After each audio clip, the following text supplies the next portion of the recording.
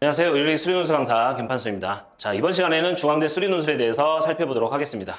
올해 모집 민원에 대해서 보자면 일단 자연과학대학에서 모두 다 6명씩 각각 물리, 화학, 생명과학, 수학과 6명씩 뽑게 되고요.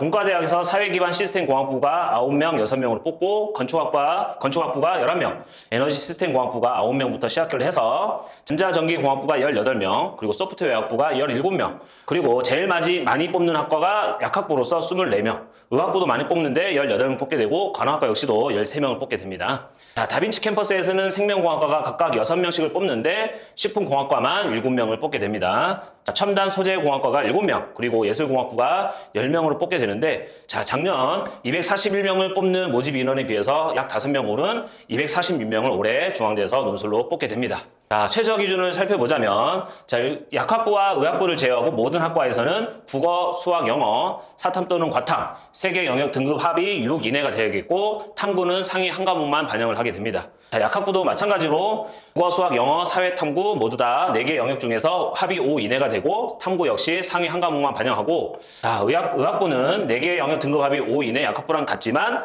탐구가 2과목 평균을 반영하는데, 자, 2과목 평균을 할 때 조심해야 되는 게 소수점 자리에서 버림 없이 그대로 반영한다고 합니다. 예를 들어서 4개 영역 등급 합이 5.5이면 그대로 5.5로 반영하게 된다고 하니 최저 기준에 주의하시기 바랍니다.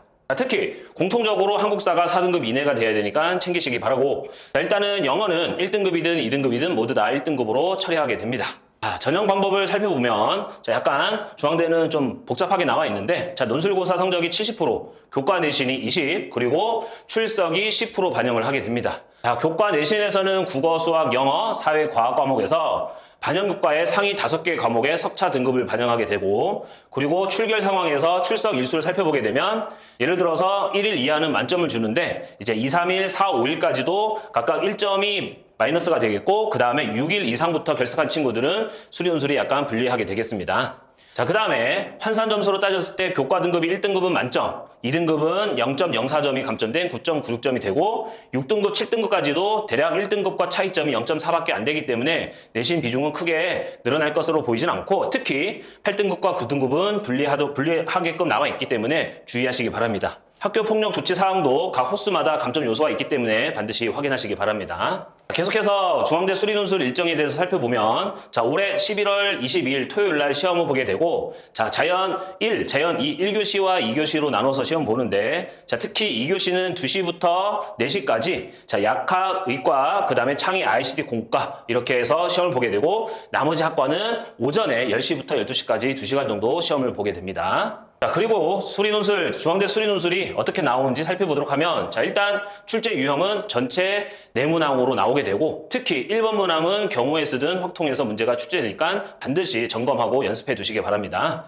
자, 그리고 시험 시간은 2시간이 되겠고, 출제 범위는 미적분, 기하, 확통까지도 출제하고 있습니다. 자, 답안 작성 주의사항을 살펴보면 역시 필기구는 연필, 볼펜, 샤프 모두 다 가능을 하고, 자, 답안지는 딱 한 장만 사용하게 되어 있으니까 평상시 답안지 연습을 좀 많이 해 두시기 바랍니다. 자, 그리고 수정액과 수정 테이프는 사용하지 못하도록 되어 있으니까 참고하시고요. 자, 본격적으로 중앙대 수리논술 스타일이 어떤 건지 살펴보도록 하면, 일단은 제시문과 문제로 나누어서 출제합니다.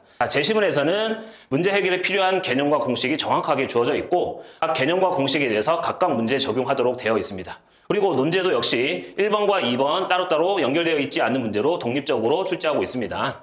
예를 들어서 작년 기출문제를 살펴보면 오전에 자연계열 1에서 출제되었던 문제인데, 역시 제시문에 개념 2개가 나왔다는 것을 볼 수 있고, 자, 2-1번과 2-2번이 나와 있는데, 2-1번은 위에 있는 제시문의 개념을 적용할 것이고, 자, 또 아래에 있는 부분적 분법 공식은 문제 2-2번에 적용해서 풀기하고, 2-1과 2-2는 전혀 관련 없는 문제로 출제하고 있습니다. 자, 그러면 작년 2025학년도에는 어떤 문제가 출제되는지 살펴보도록 하겠습니다. 자, 자연 1, 오전에 시험 봤던 거와 오후에 자연 2에서 봤던 시험 문제를 살펴보면 전체적으로 미적분, 기하, 확통 전체적으로 두루두루 출제하는 것을 볼 수 있습니다. 자, 일단은 수학에서, 공통수학에서는 점과 직선 사이의 거리를 이용해서 삼각형 넓이의 최소값을 구하는 문제, 수학 1에서는 수열의 합, 첫째 항을 구하는 문제, 수학 2에서는 자체적으로 내지 않고 미적분에 포함돼서 출제하고 있습니다. 자, 특히 미적분은 부분적분법과 치환적분법의 줄을 이루고 있는 모습을 볼 수 있는데요. 자, 기하는 전체적으로 삼수선의 정리, 그리고 쌍곡선의 접선의 방정식과 점근선을 이용하는 문제가 출제되고 있습니다. 자, 확통에서는 독립시행, 그리고 조건부 확률로 문제를 출제하였고요. 자, 자이언트 5회 시험 봤던 데서는 공통수학에서는 근과계수의 관계를 활용하는 문제,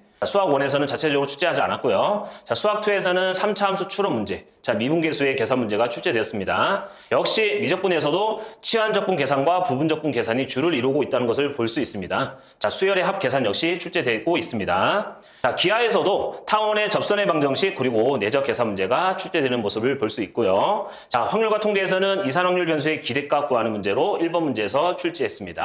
자, 계속해서 2024, 2023 최근 경향을 살펴보도록 하겠습니다. 역시 수학에서는 근과계수의 관계, 내분점, 외분점 2024학년도에 출제됐던 것을 볼 수 있고, 자, 수학 1에서는 수열의 합계산 문제, 그리고 사인 법칙과 코사인을 이용해서 외접원의 반지름을 구하는 문제가 출제되었고요. 역시 미적분 문제 내용이 다양합니다. 자, 탄젠트 함수의 덧셈 정리, 그리고 정적분의 정의를 이용해서 곱수를 계산하는 문제, 그리고 역시 치환적분 문제가 나왔습니다. 곱수를 계산하는 문제도 계속해서 출제되는 것을 볼 수 있습니다. 자, 그리고 기하에서도 2차 곡선의 접선의 방정식 또는 정의나 성질을 이용하는 문제가 출제되고 있습니다. 자, 그리고 타원의 접선의 방정식 정사형까지도 출제하고 있습니다. 자, 그리고 확통에서는 이산확률 변수의 기대값, 그리고 확률 계산하는 문제가 출제되었고요. 자, 2023학년도에서는 수학에서 경우의 수 조합을 이용해서 경로의 수를 구하는 문제가 출제되었습니다. 역시 문제 1번에서 출제되고 있다는 것을 확인할 수 있고요. 자, 2차 함수와 원의 교점의 개수인데 판별식을 이용해서 해결하는 문제가 나왔고, 자, 수원수는 자체적으로 내지 않고 역시 미적분 안에 간접적으로 포함돼서 출제되고 있습니다. 역시 치환적분 곱수 계산하는 문제, 그리고 치환 부분적분법 계산 문제가 계속해서 2, 3년 동안 출제되고 있는 모습을 볼 수 있습니다. 2023학년도에서는 기하와 확통의 자체적인 문제는 없었습니다. 자, 이렇게 해서 여러분들이 중앙대 수리논술을 준비하는 친구들은 역시 수학, 공통수학부터 확통까지 꼭 정리해야 될 필요가 있는데, 자, 그 개념은 바로 수학에서는 근과계수의 관계, 그리고 경우의 수와 조합을 이용한 경우의 수 문제를 다양하게 해결하고 연습해 둬야겠습니다. 자, 수학 1에서는 수열의 합 계산, 그리고 코사인 법칙과 사인 법칙을 이용하는 여러 개의 다양한 문제, 그리고 수학 2에서는 2차, 3차 함수 추론 문제가 다양하게 출제되고 있기 때문에 반드시 기출이나 모의논술 문제를 통해서 확인하고 연습하시기 바랍니다. 자, 미적분에서는 역시 치환적분, 그리고 부분적분법 계산 문제를 다양하고 다소 복잡한 식들을 계산하는 연습을 다양하게 해볼 필요가 있겠고, 역시 정적분의 정의를 이용해서 곱수의 계산 문제를 연습해 두시기 바랍니다. 자, 기하에서는 2차 곡선, 기하, 쌍곡선, 타원, 포물선의 접선의 방정식과 정의와 성질들을 이용하는 연습을 꼭 필요로 하겠고, 내적과 정사형까지도 반드시 학습하시기 바랍니다. 자, 경우의 수뿐만 아니라 자, 조건부 확률과 통계에서의 이산확률 변수의 기대값까지도 공부해 둬야겠습니다.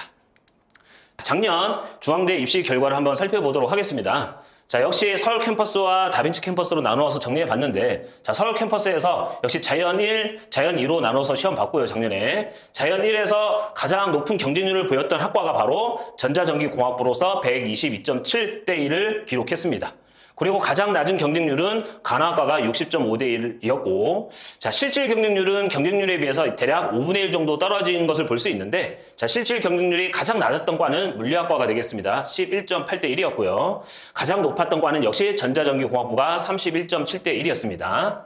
자, 그리고 내신 점수가 가장 높았던 과는 화학과가 2.96등급이었고, 가장 낮은 학과는 도시시스템공학과가 3.57이었습니다. 자, 논술 점수의 평균 점수를 보게 되면 가장 낮은 과는 자, 사회기반 시스템공학부에서 건설환경 플랜트공학과가 68.13점이었고, 가장 높았던 과는 역시 인기학과인 소프트웨어학부, 얼마냐면 84.75였습니다. 자, 서울 캠퍼스가 대략 70점에서 80점 중후반대를 이루고 있는 반면 다빈치 캠퍼스에서는 서울 캠퍼스의 약 대략 2분의 1 정도 점수대로 유지하고 있다는 것을 볼 수 있기 때문에 참고하시기 바랍니다. 전체적으로 중앙대 수리논술에 대해서 정리해 봤는데, 자, 이를 참고로 해서 올해 중앙대 수리논술을 준비하는 친구들 좋은 결과가 있길 바랍니다. 감사합니다.